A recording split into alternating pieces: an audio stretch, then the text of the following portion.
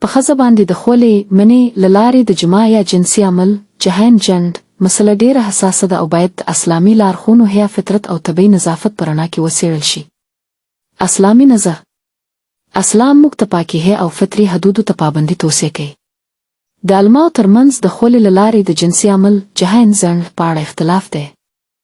یو ځینې علما حرام ګڼي ځکه دا د شرمګاو سره د خولې تماس دی چې فطرتاً ناپاکه ځایونه دي. دا عمل د انسان کرامت ته سپکاوی ګڼل کیږي. دوه ځینې علما یې مکروه ناخوښ ګڼي.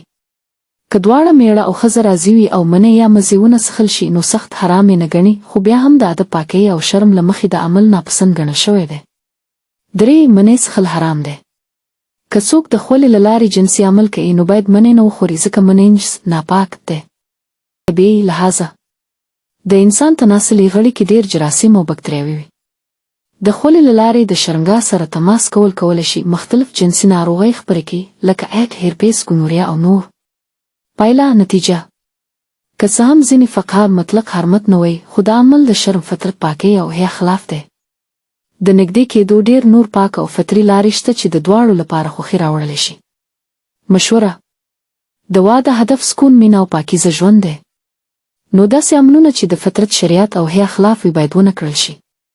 که چیرې همسر داسې غوښتنه کوي، ښه ده چې دواړه د حلالو، پاکو او فطري لارو سره یو بل ته خوشحالي ورکړي.